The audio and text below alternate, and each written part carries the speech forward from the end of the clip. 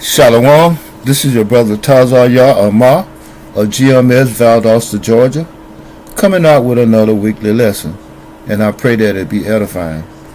But first, we want to give all praises and glorifications to Yahweh, by Hashem, Yahweh Shai, by Hashem, Rikakadash.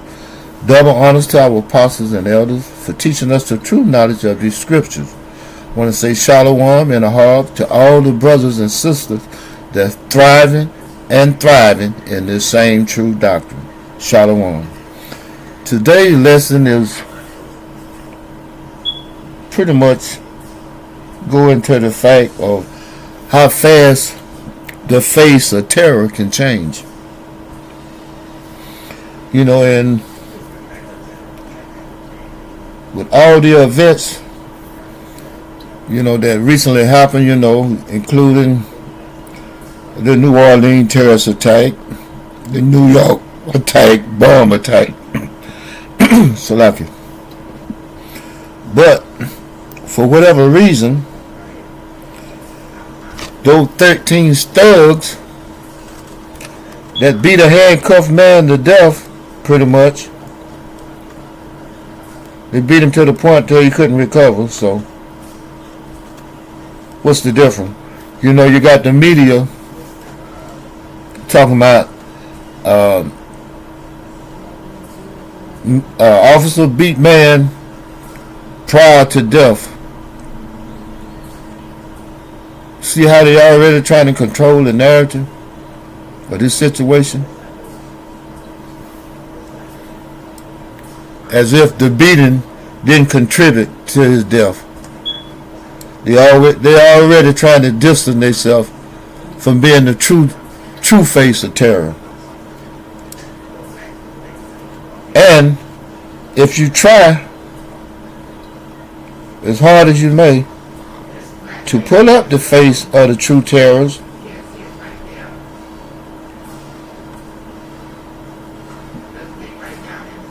you know, it gives you a hard time. You have to just stay right on top of it and just be patient and try and search it out, because they're doing their best to keep it under wraps.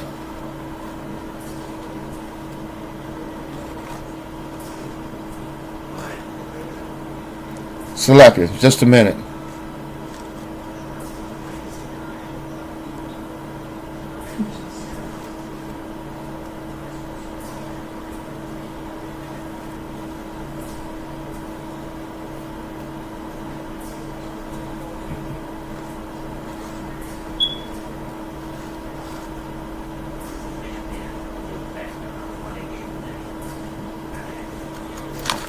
Okay, prime example.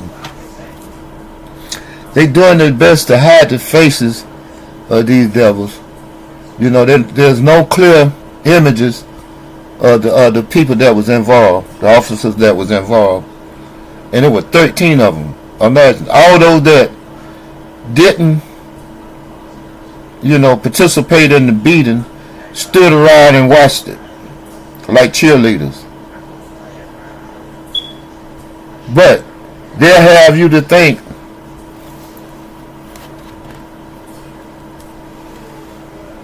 that that man there is the true face of terror.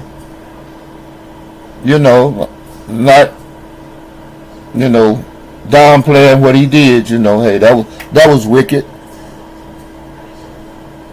But this one individual, one distraught individual that did this. Okay. The people that, it was 13 people that participated in this. Even if they didn't put a hand on him, they stood around and watched. So they're just as guilty as the one that committed the crime. And as of yet, no one faces any charges. But here it is on video. Okay. Here it is on video for the whole world to see. No charges. And with that being said, without ranting anymore, this app is specifically designed to clear up phone storage. Without ranting anymore, let me go to my first scripture. Gonna be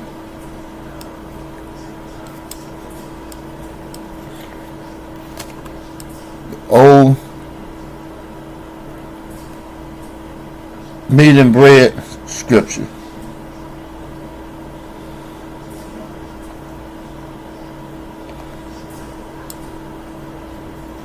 Second Corinthians chapter 2 verse 11.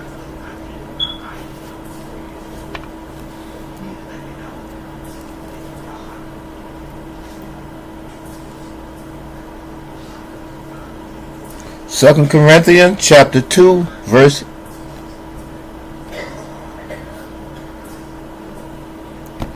Here we go. Satan come immediately. So like it. 2 Corinthians chapter 2 verse 11.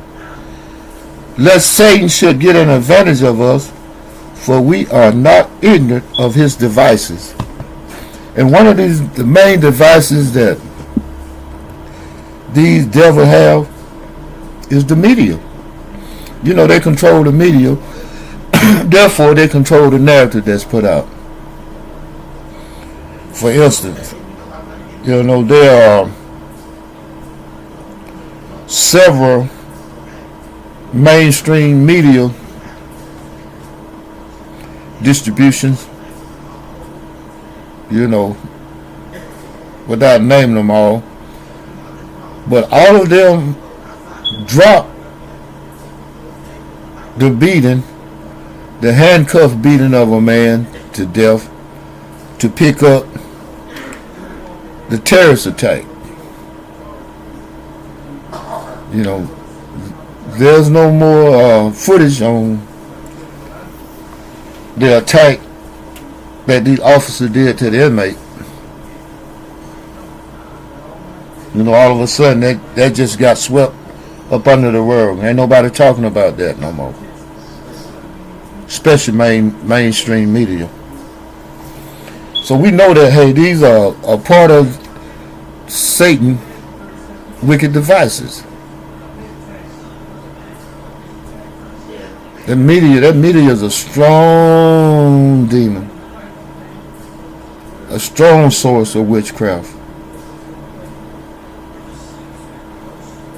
You know, and I watched a few lessons of other brothers that, you know, went into, you know, the different, you know, scenarios that could be, you know, be a catalyst behind these so-called terrorist attacks.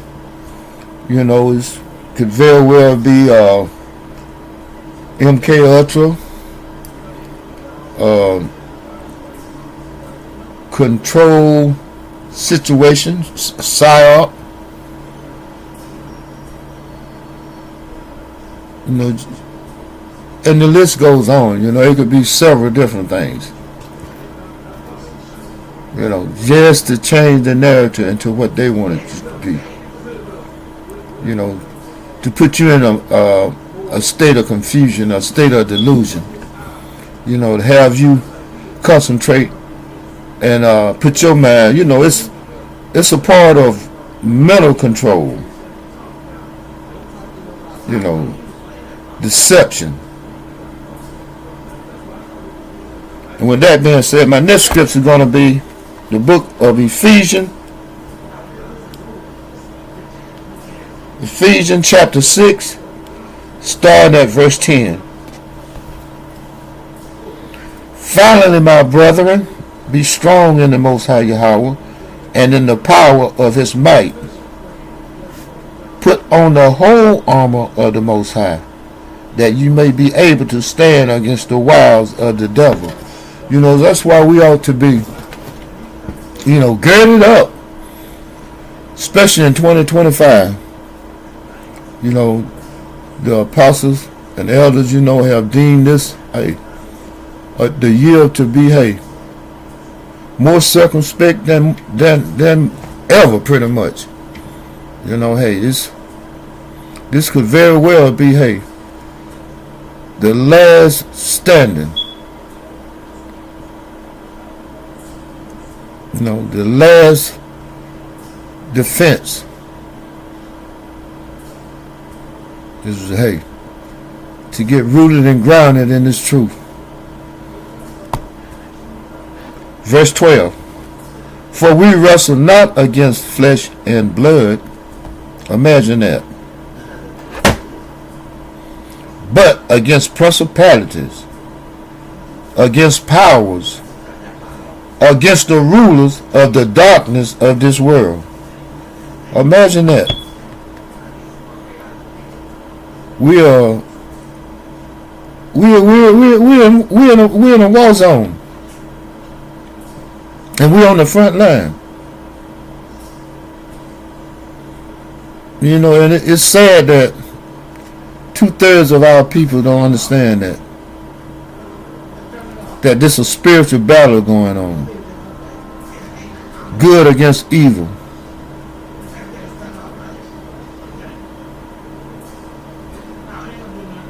And the evil of this world is, I mean, it has a strong foundation. Not saying that, you know, the Most High isn't in control. We know that. But at the same time, hey, there's a spiritual war out here. And we ought to gird up. Be circumspect. You know, be fit for the battle. Like Joshua. And with that being said, I'm going to read the book of Ephesians chapter 6, verse 12 again. For we wrestle not against flesh and blood, but against principalities, against powers, against the rulers of the darkness of this world, against spiritual wickedness in high places. Wherefore, take unto you the whole armor of the Most High, that ye may be able to withstand in the evil day. And you know, hey, we are fastly approaching those evil days. You know, we see what's going on around us. Day by day, on a daily basis. There isn't a day that go by that, hey, there's some kind of atrocity or some kind of event that is life changing. You know, just sit things on the edge. Every day there's something. Whether it's local, you know, or different situations around the world. Ephesians chapter 6, verse 13 again. Wherefore take unto you the whole armor of the Most High, that ye may be able to withstand in the evil day, and having done all, to stand. You know, having girded up. You know, just rooted yourself and grounded yourself in these laws, statutes, and commandments, in the will of the Most High Yahweh by Hashem Yahweh Shai. Ephesians chapter 6, verse 14. Stand therefore, having your loins girded about with truth. And what is the truth? This word. This word is the truth. And having on the breastplate of righteousness. What is righteousness? Right. Keeping these laws, statutes, and commandments to the best of your ability. And your feet shod with the preparation of the gospel of peace. You know, rooted and grounded in this scripture, in this word. Above all, taking the shield of faith, wherewith ye shall be able to quench all the fiery darts of the wicked. You know, we're going to need our faith whenever all these different situations, you know, present themselves. You know, because they're rooted and grounded in wickedness. You know, all those powers on the left-hand side. So we ought to be rooted and grounded with the powers of the Most High, Yahweh Shem Shah, on the right-hand side. And take the helmet of salvation and the sword of the Spirit, which is the word of the Most High Yahweh. As I said earlier, hey, this word is what, it's what's going to get us through. This word and our faith. Because, like I said, we're on the battlefield, and the enemy is strong. So we got to be stronger. And the only way we can be stronger and more powerful, is to come back to our power. Yahweh Bahashem Yahweh Shai. And with that being said, I'm going to go to the book of Psalms. The book of Psalms.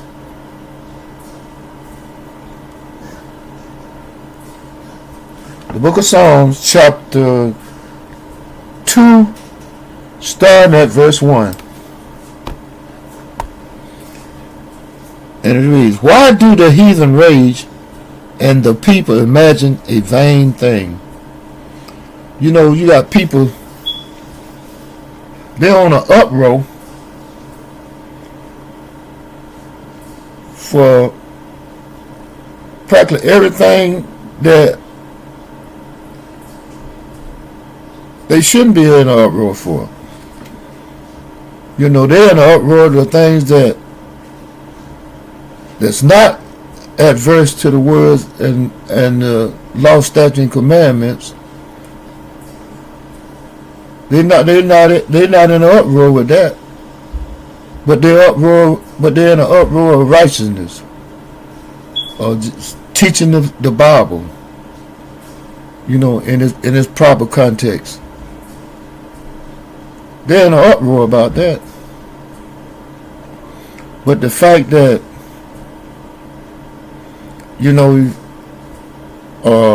a man can marry a man, or a woman can marry another woman, a child can have a sex change without the consent of the parents,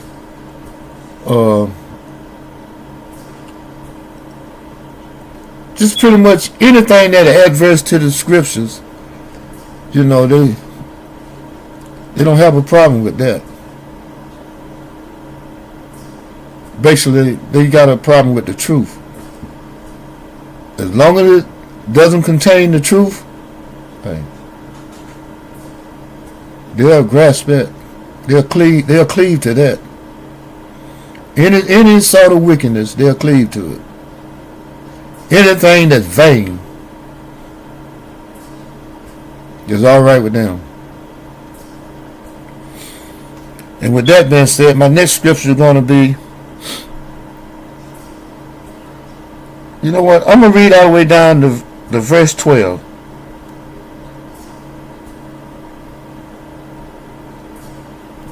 Psalm chapter 2, starting at verse 1, and I'm going to read all the way down to 12. Why do the heathen rage and the people imagine a vain thing? Oh man, they look anything vain. Like I said, they all for it. The king of the earth set themselves, and the rulers take counsel together against the Most High Yahweh and against his anointed, saying, let us break their bands asunder and cast away their cords from us. They want to take us off the corners.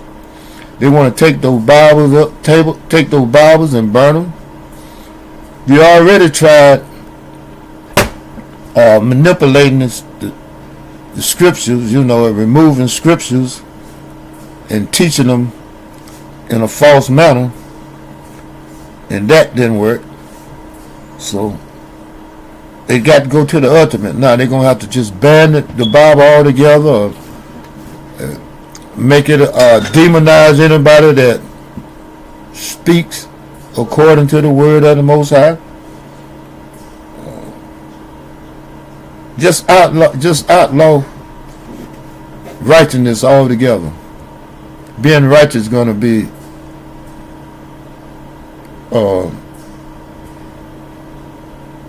It's gonna be held against you to try and be righteous in this world. You know, to live according to the way the Most High designed us to live. He that sitteth in the heaven shall laugh.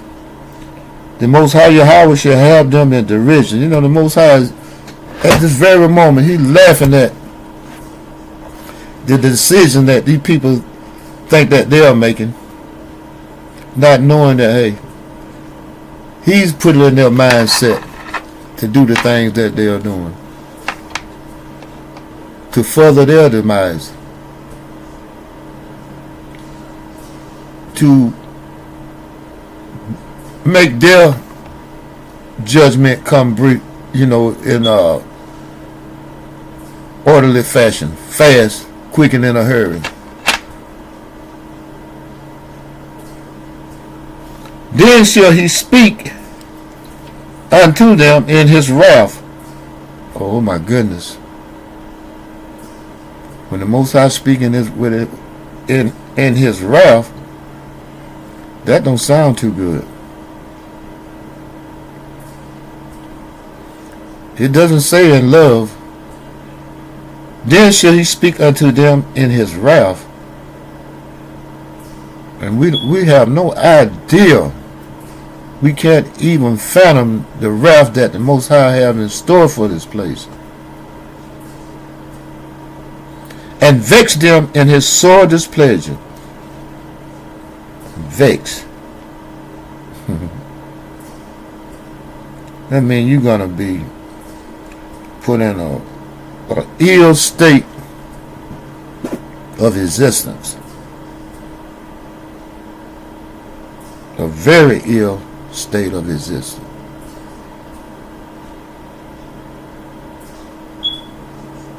And as the old saying say, I wouldn't want to be you. And with that, I'm going to move to the book. I'm going to continue in the book of Psalms, but I'm going to jump to chapter 94 and start at verse 3.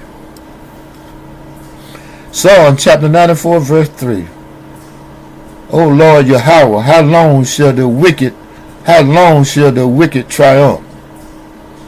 You know, this is a prayer of David, you know, crying out to the Most High about how long is the wicked going to be able to triumph, going to be in power, going to be able to have their foot on our necks. How long shall they utter and speak hard things? You know, they lie. They do everything contrary to the word. They lie, they rape, they murder. Every and any atrocity that you can come up with, hey, they did it. And did it to the fullest. And all the workers of iniquity boast themselves. And you know, hey, these some prideful devils. You take, for instance, those correction officers that beat that man to death. Did you see how they were staring into the camera as if they was on a reality show? Basically, what they were saying is, hey, this ain't the first time we did this. And if nothing don't happen about this situation, we're gonna do it again. That's the pride in those devils. They slay the widow and the stranger, and murder the fatherless. You know, I don't know whether that young man was a father or not, but I know he, for a fact, that he was somebody's child. You know, he had a mother and a father.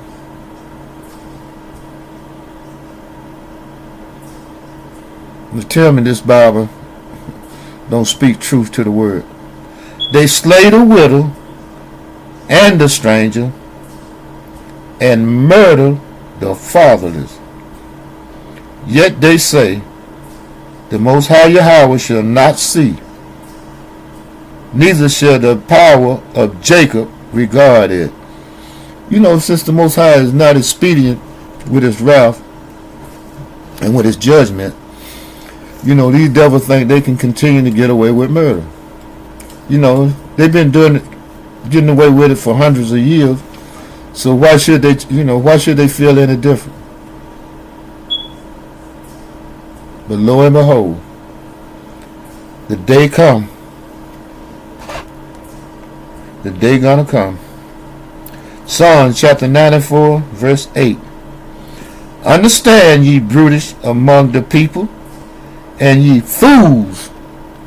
You got to be a fool to think that, hey, all the things that you committed, all the atrocity that you have done, that you're just gonna get a clean slate, and you're just gonna behave. Just say, oh well, it's over with. Let bygones be bygones. Let's move on. When will you be wise? Never. There's no wisdom in them.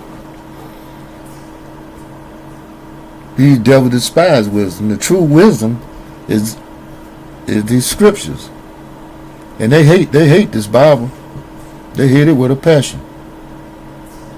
He that planted the ear, shall he not hear? He that formed the eye, shall he not see? The Most High made all these things. He's the designer of all those things. Of course he sees everything. Of course he hears those little secret meetings you have behind closed doors. Of course he knows the plans that you have for his chosen people. Of course he knows that you mean them no good.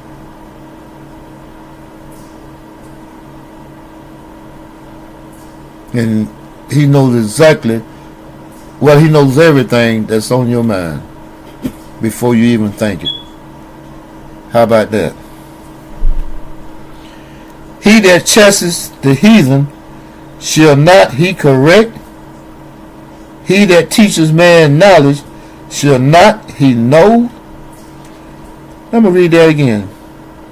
He that chastises the heathen, shall not he correct? That means you got a chastising coming. He that teaches man knowledge, shall not he know? The Most High he's the all in all. Without him, there would be no wisdom. There would be no knowledge. So how in the hell you think you can pull the wool over Yahweh's eyes? Yahweh's eyes. Psalm chapter 94, verse 11. The Most High Yahweh knoweth the thoughts of man, that they are vanity. Your thoughts are vain to the Most High, because he's the controlling factor.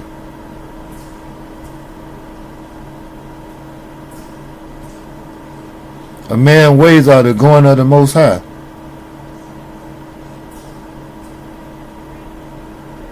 How about that?